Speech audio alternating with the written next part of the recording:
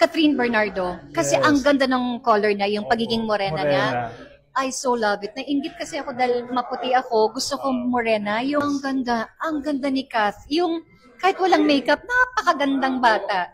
Hello, Kathleen fans! So, awards ni Ma'am Catherine. Tapos, itong out of order na Sir Alden. Merong positive feedback, no? Magandang review mga kasimberos. At saka, may isa pa dito na parang limited slot something. So, uunahin ko ito mga kasembreros ha, itong limited na slot para sa ano ito, sa pasabog ni Sir Alden, no, sa December 6 and 7. Parang nagkaka-canvas sila ng mga concessionaires mga kasembreros. So, yung parang magsiserve siguro doon ng mapagkain and so on. Tapos, limited slot lang. Sabi nito ay submit your application now. Limited slot concessionaires, available food, drinks, and merchandise are all welcome. So, parang magbibiding sila, no? Kung sino yung makukuha na mga mag-serve ng food and drink.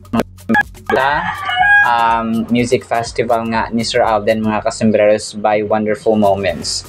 So, kung kayo po ay may kilalang mga parang kunwari catering, something like that, no? At saka yung basta nag-serve ng food, drinks, and merchandise mga kasembreros, so welcome ni Sir Alden, no? Walang nakalagay na andito na tao dito na kung sino yung contact, pero search nyo lang po siguro yung Wonderful Moments Music Festival, tapos ang Myriad, tapos try nyo po i-contact mga kasembreros, no? Para kung gusto niyo po ay mag-apply kayo na mag-submit kayo ng application mga kasembreros. So, yun po. And then ito, si Ma'am Carmina Villaruel, no? Sobrang nagagandahan talaga siya kay Ma'am Catherine. Sabi niya dito ay parang, sabi niya puti siya. So, ang ganda ng pagka-morena ni Ma'am Catherine. So, kung kaya gusto niya rin maging morena mga kasembreros. Sabi nito kahit lang makeup ay sobrang ganda ni Ma'am Catherine mga kasembreros. Recent ito kasi dati may mga previous pa siya na interview na sobrang ganda-ganda siya. If I'm not mistaken, sa time pa yun ni Boy Abunda na magkasama sila mga kasembreros. So talagang maganda talaga ito si Ma'am Catherine, no? Walang halong rito-ritoke mga kasembreros. So si Ma'am Carmina Villaruel, and parang nakasama rin sila dati sa isang serye ni Ma'am Carmina, kung kaya alam na alam niya rin yung ugali ni Ma'am Catherine mga kasembreros. So salamat Ma'am Carmina sa iyong affirmation, sa iyong appreciation sa beauty or ganda ni attorney, no? Mga kasembreros and mga Cathinatics. And then ito, so nirecall ng isang yung awards ni Ma'am Catherine, yung kanyang previous awards, no? Sa kanyang series 2015. So ano pala, in-expect ko rin dito kapag magkaroon siya ng series na naman, ay aanin na naman ito ng awards mga kasembreros, na international awards mga kasembreros to be exact. So meron dito parang sa Vietnam, yung sa Korea nga. So sabi dito ay Catherine Bernardo now has 3 international awards for her 3 series. Best Foreign Actress sa Vietnam, Face of the Year Awards 2015. Favorite Foreign TV Actress sa Vietnam ulit, Blue Star Awards. Tapos Outstanding Asian Star sa Seoul, Korea, or Seoul International Drama Awards noong 2023. So Vietnam at saka Korea mga kasembreros, no? Siguro pag pumunta to sa Vietnam at saka Korea ay sikat din ito mga kasembreros, no? Si Ma'am Catherine, kasi nga si Ma'am Belle, no? Si Sir Alden, and recently parang si Daniel or si Kyla yata mga kasembreros, si Daniel, no? Pero yun, si Ma'am Marian Rivera nga, di ba, nung pumunta si Vietnam ay dinumog din siya talaga mga kasembreros ng fans doon. So nagpapatunay na to sobrang sikat at saka ang daming fandoms or fan bases ni Ma'am Marian Rivera din sa Vietnam mga kasembreros, no? Ang ultimate marimar ng Pilipinas. And then ito, so merong isang nanay dito or isang fan mga kasembreros, no, na nireview niya, kapanood niya lang daw kagabi ng Out of Order, no? Sabi niya dito, I watched this movie and based on what I have seen, he has the ability to direct and write stories. Maganda yung movie and di siya boring kasi susubaybayan mo what will happen next. 1 hour and 47 minutes ang out of order and tinapos namin siya without pressing the forward button. Maybe because bias ko si Alden Richards, pero in fairness, the movie is good. And yung song na ginamit is from Cup of Joe, na isa sa mga favorite kong bands ngayon. So, ang rating niya dito ay out of 10, no? 8 out of 10 mga kasembreros ang rating ni, dito, ni Ano Ka As a Mom. So, sabi niya dito, ang kanyang pangalan po sa Facebook. No? Marami pang may papakita ang galing si Alden, samahan din ng pag-aaral at research, no? Sabi niya dito. So, malayo mararating niya sa larangan ng filmmaking. So, maraming salamat, no? Ano Ka As a Mom. Ang kanyang pangalan kasi ay ganun, Ano Ka As a Mom sa Facebook. So, tapos ang picture ni Sir Alden dito ay yung binugbog nga siya, no? Na may dugo-dugo ang kanyang dugo at pasa ang kanyang bibig, mga kasembreros, at mukha. So, 8 out of 10, no? Sobrang galing, mga kasembreros, ni Phenomenal Box Office Cinema King. And then ito, so share ko itong, okay, sige. Ito muna, no? Itong kanilang station ID. Nag-post ng isang admin, mga kasembreros, sa isa sa mga photos ni Ma'am Catherine, no? Sa kanilang ipapalabas nga ng dito na station ID ngayong 2025 ng ABS-CBN, na naka-green siya, mga kasembreros. So last year kasi naka-blue si Phenomenal Box Office Cinema Queen. So parang gano'n lang yung theme nila, no? Parang yung colors nila ay green and blue. Red, parang indication dun sa logo ng ABS-CBN, mga kasembreros. So which is maganda naman, no? Mga kasembreros and mga ka-fanatics. So dito ay nakasama niya yung ibang mga magiging part ng station ID, mga kasembreros. And then ito yung atin ni ni Catherine ay nag-post, no? Kasama si Baby Kiona, si Ate Chrysler, at saka sina Baby Lixin at saka si Baby Kiona, no? Nag-post din, mga kasembreros. So ang cute-cute ng tatlong ito. Nasa kwarto sila, mga kasembreros, and yung time yata ito ng Halloween nila, no? Na celebration, mga kasembreros. So parang nasa kwarto. Ang cute ni Baby Kiona, mga kasembreros. So yun, English speaking ang batang ito, no? Kung kailangan mong kailangan mong makipag-usap dito or gusto makipag-usap ay dapat English speaking. Naka-violet na pajama, no? At saka dito pantulog na outfit si Baby Kiona, mga kasembreros. So medyo favorite nila ang violet dito, mga kasembreros and mga ka-fanatics. So ayun, no? Talagang lang. So shinare ko lang kasi kakapost lang din ng atin niya, mga kasembreros. And then ito, so yung video ni Sir Alden, no? Nag-post ulit nung kanyang dito nung kanilang service assist machine, mga kasembreros, sa UTM. So parang sabi nito na Meet Sam, no? Digital service machine, mga kasembreros. So mabilis lang siya, no? Seconds lang, mga kasembreros. So ang BDO at saka Unibank, parang Union Bank, mga kasembreros. So service branch, service assist machine, mga kasembreros. So si Sam, grabe, no? Sam para siya, mga kasembreros. So isa sa mga trabahante ata ito ng BDO, mga kasembreros, no? And then ito, next item natin, mga kasembreros.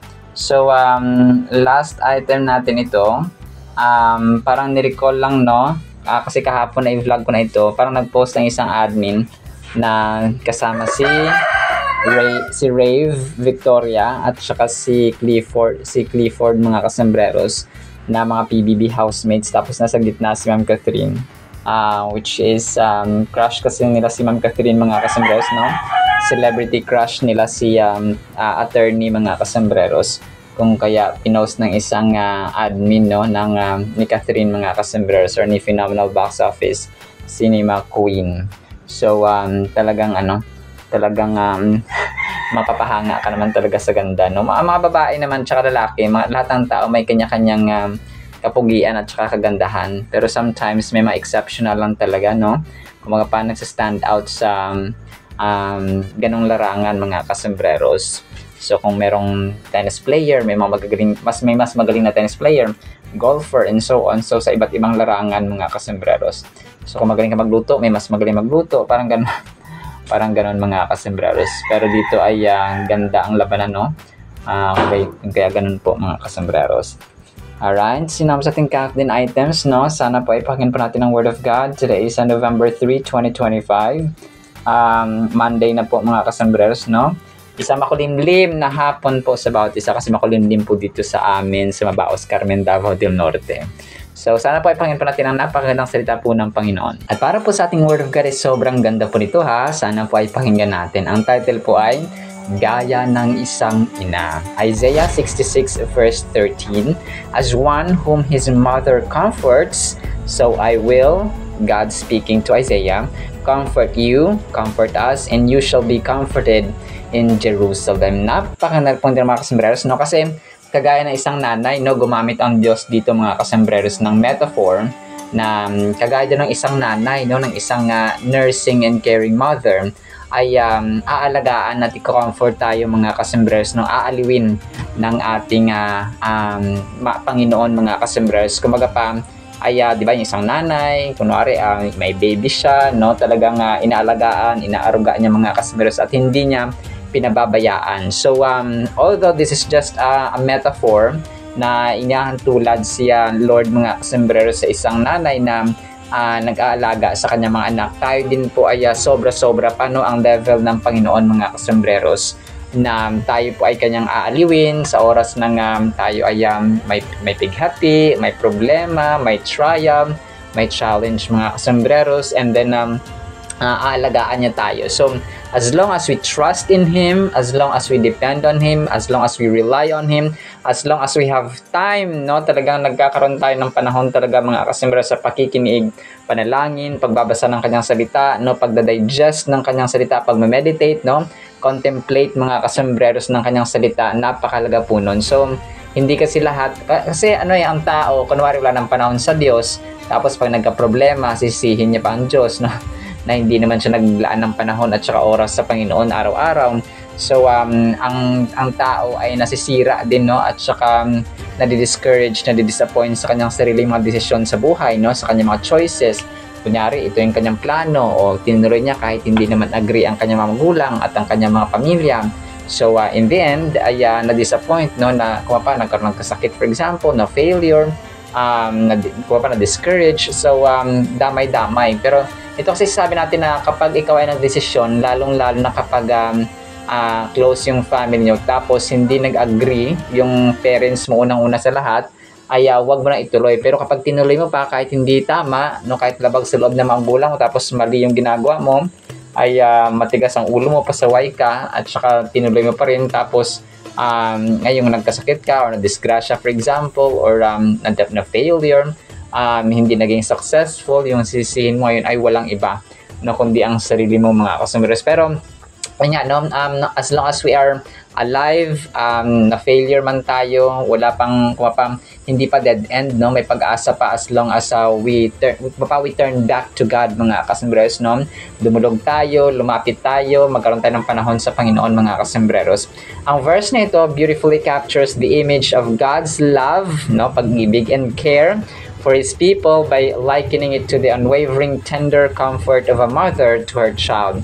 Just as a mother provides security, reassurance, and warmth to her child in times of distress, God offers the same kind of solace and support to all who turn to Him. So, dito ko na-realize mga kasembreros na yung pagiging nanay, yung pagiging tatay, hindi lang pala siya nagtatapos dun sa kunwari napagtapos mo na sila ng pag-aaral, inalagaan mo sila ng ilang taon, lumaki na sila, tapos nagkaroon sila ng isip, nagkaroon ng sariling desisyon. So, hindi lang pala doon nagtatapos na yung pagiging nanay. Lifetime po talaga ang pagiging nanay, pagiging tatay, pagiging kapatid, pagiging family member. So, hindi ibig sabihin na nakapagtapos ka, tapos yung mga magulang mo hindi. Hindi mo na sila pakikinggan, hindi mo na sila susundin mga kasembreros. Kasi sometimes, yung experience ay mas, mas mahalaga, mas may impact, at saka tested and proven na kapag yung mag-advise sa iyo ay may experience, no?